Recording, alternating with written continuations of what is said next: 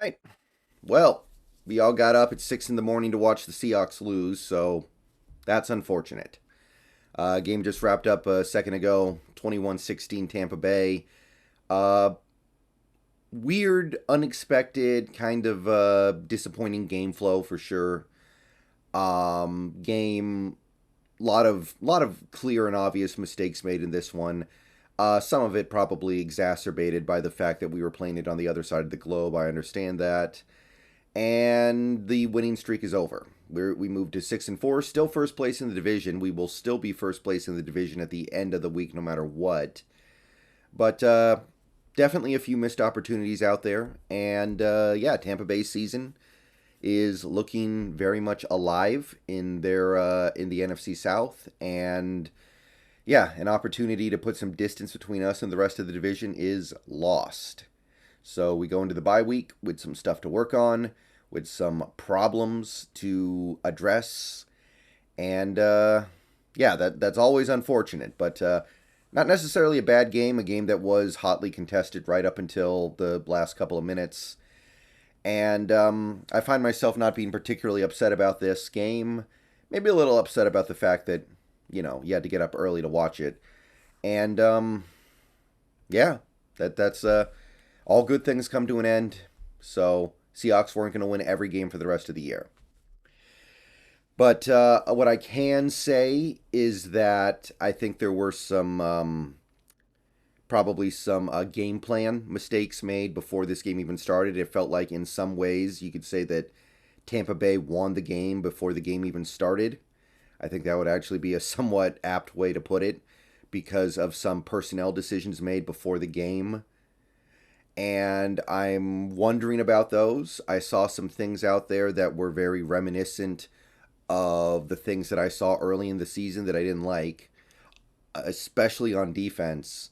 Now, obviously, you look at it and you go, okay, the defense only allowed 21 points. That's not bad. That should be good enough to win a lot of games in the NFL. But you look at the way the game went down, it's definitely frustrating that things played out the way that they did because it felt like there was an opportunity to prevent that, and you were thinking about the wrong things, I guess. And in fairness, what I will say is that I understand the expectation to an extent, but based off what this team has shown you over the first 9 games, I still have to look at the decisions made defensively, and I kind of ask why.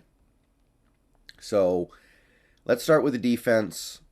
Like I said, 21 points. That should be good enough to win most games. When your defense holds the opposing offense to 21 points, when they force a turnover to take away a touchdown, the Woolen pick, when they force another interception to set you up for a short, easy score, like Cody Barton's pick, that's winning football. But what I saw from this game. Oop, hold on. Nope, nope, nope, nope, nope. We are not playing NFL highlights on this channel. No.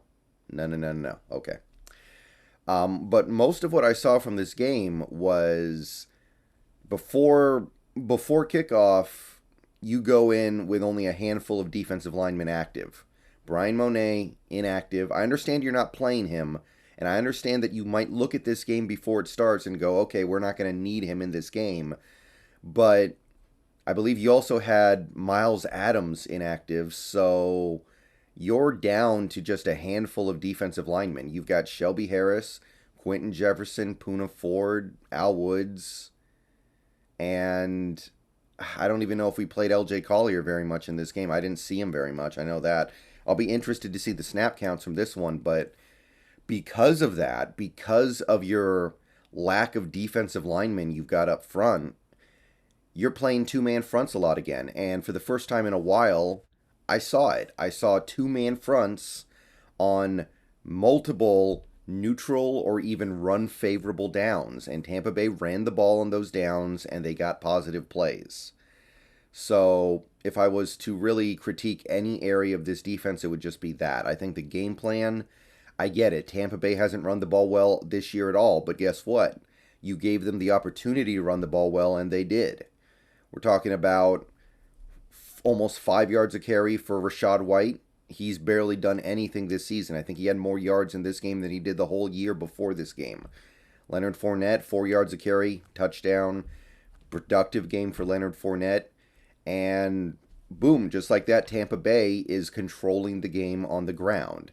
A team that has been historically awful running the ball this year dominates the game on the ground, and I think that told the story.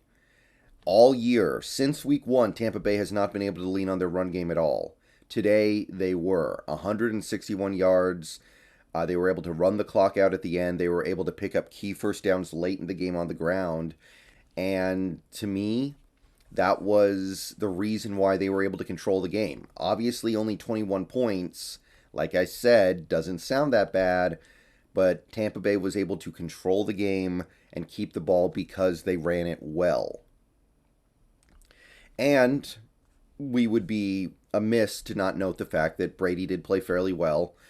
Effective numbers for him. He was able to convert some third downs. He was hitting multiple receivers out there.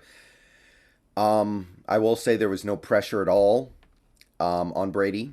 No sacks. I think we might have hit him once or twice the whole game. So really, really bad performance for the pass rush, which is disappointing because this Tampa Bay offensive line has not been playing that well this year. But they were dominant today, especially the interior offensive line.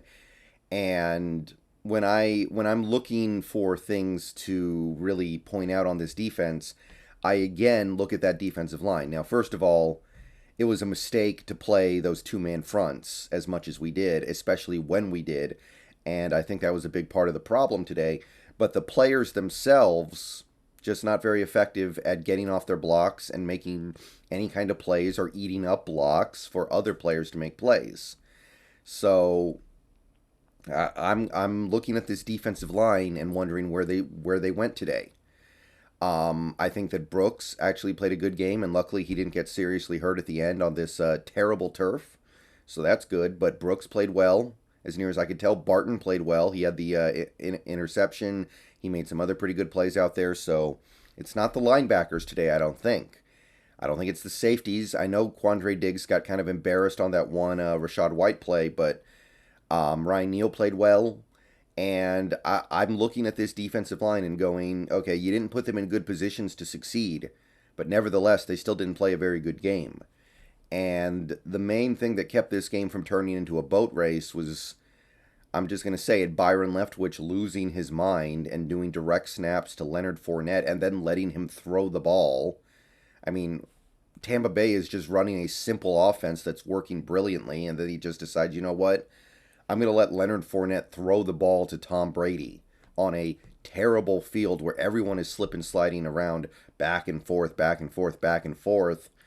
Yeah, we're going to run a trick play here that puts our 45-year-old quarterback in a position where he needs to actually go catch a ball against a corner who's played at a Pro Bowl level this year. Absolute insanity. But that was the main thing that kept this game competitive up until the end. And without that, you're looking at a relatively clean game for that Tampa Bay offense, I think. So shout out to Byron Leftwich for helping us out there. Kept us in the game for sure. But yeah, not a really good game for this defense overall. Definitely a little bit of a step back. Fortunately, I believe the problem is fixable by just not running those two-man fronts on neutral downs. But still frustrating, still disappointing. Hope they can fix it. So Seattle's offense, I mean, you can't really say anything good about them either. They came out very flat, no points in the first half, couldn't run the ball at all. I said during the week that, hey, this Tampa Bay run defense, which I thought was going to be dominant, they actually look like you can run on them a little bit. Well, no, nothing. It was a tough game for the interior of the offensive line. I think they got beat up a little bit. Not a good game for Walker running the ball. A lot of dancing in the backfield, although I will say, we discovered a little bit of a receiving game for Ken Walker. He had multiple catches. He made multiple plays in the passing game. Very impressed with him there. Rough game, definite learning experience for Ken Walker, don't get me wrong. But I do think we saw that he can catch the ball out of the backfield, and that might be something we see more as the season goes on. But yeah, the run game never got out of dock. And it was kind of, in that regard, the game that I was afraid of when the season started. When I was thinking about this game back in August and September, I was like, okay, we're going to run the ball into a brick wall the whole game because Tampa Bay's run defense is so good. And that happened. Now, the good news is, I will say this, we abandoned the run very early and we barely ran the ball at all in the second half when we realized it wasn't working at all, and that was good. By the end of this game, Geno had dropped back to pass 36, 37 times, and we'd run the ball maybe, I'd say, a dozen planned runs, and then Geno had a couple of scrambles. So at least we understood the issue. And there was some success in the passing game. I'm not going to say that Geno played his best game. He absolutely did not. But if you're talking about this game being Geno's bad game because he missed a couple of throws and he had the really bad fumble, which was bad. The fumble, I think he made like 8 different mistakes on one play somehow. Okay. But if this is a bad game for Geno Smith, then we're still sitting pretty, right? He didn't throw you out of the game. He didn't miss 12 to 15 throws. He didn't turn the ball over 5 times and hand the game to Tampa Bay. No. He had one dumb turnover. He missed a few passes, took maybe a couple of sacks he didn't need to be taking. Just little things like that, okay? Again, I'm going to repeat this mantra. When it comes to veterans in the NFL, 99% of the time you get what you pay for. And in the case of Geno Smith, we are getting way more than we paid for. And again, I'm going to repeat this one more time. If this is a bad game for Geno Smith, we are sitting pretty. So, not too mad at Geno. If anybody on this team is entitled to a bad game, and this wasn't even that bad of a game, it is Geno Smith. Obviously, the fumble was terrible, and that was a huge turning point in this game because it looked like Seattle was about to get right back into it and maybe go win this game, and then he has that play where he can throw it away, he can fall down, he can do just about anything besides what he just did. Yeah, that one hurt because a few minutes later it was 21-3 Tampa and most people had given up on the game. And then you put together those 2 touchdown drives to make it interesting, but too little too late, I guess. But he still played fairly well. Metcalf played a good game, made some plays in the passing game out there. Good one with an awesome catch in the end zone. And I think the pass protection got better as the game went on, too. It started out a little bit rough, but I don't think Geno got sacked once in the entire second half. Like I said, he missed a few throws, but if that is bad Geno, then we're doing very well for ourselves because even with bad Geno and a defense that was getting run all over and a defense that was giving up a lot in the passing game as well and no running game to speak of, you remained in the game. If this was bad New York Jet Geno, he's turning the ball over 4 times, handing Tampa Bay an easy victory where they don't even have to work for it. So that shows you the development of Geno. And overall, that's why it's hard for me to be that upset at him. It was a bad play, and he was beating himself up over it a little bit at the end, which, hey, you can see that stuff like that bugs him. Again, you see these quarterbacks out there who make those kinds of mistakes, and it seems like it's just they act like a Madden NPC. That's not Geno. Geno takes that stuff to heart. Geno's going to learn from it, and he's going to do everything he can to not repeat that. So I appreciate that. And with that play in mind, and with some of the other plays where he missed, still one of our best players out there today, probably. So, yeah, we're looking for silver linings today, all right? We got up at 6 in the morning. The team lost. They didn't play that well. They no-showed the first half. So we're doing silver linings. Silver linings, Geno still played fairly well despite the couple of mistakes. Ken Walker showed up as a pass catcher. Metcalf played fairly well. You had 2 big turnovers on the defense that tried to flip the game and very nearly helped you steal it. Like, the defense makes one more play at the end there, and I think we have a really good chance of stealing the game. Couldn't make it happen, but, yeah, I don't know. I'm not too down right now on this one. It's of course, always disappointing to lose. You hate losing. But, Life is still good over here. And that's the thing I really want to leave this video on. That's the thing I want to leave everybody with. Disappointing game. I expected to win. I wanted to win. It would have been great. But let's definitely keep the right perspective here. This Tampa Bay team is relatively, I don't want to say desperate, but they're definitely reaching a point of no return here where they're just going to have too many losses to realistically be a competitive team at the end of the year. So you've got that challenge in front of you. You've got a terrible field. Both teams slipping and sliding everywhere, making the game feel very random at times. You've got a officiating crew that is in Tampa Bay's back pocket the whole game. Just ridiculous calls and no calls the whole game. The picked up flag on the OPI on Brady's second touchdown was made you feel like it was one of those prison games from the longest yard. That's what I'm going to say about that. And you add all that stuff together, and for the team to still only lose by one score and be in it with a few minutes left in the fourth quarter, I can definitely take that, especially after a 4-game winning streak where the team shows you all the things that they're capable of.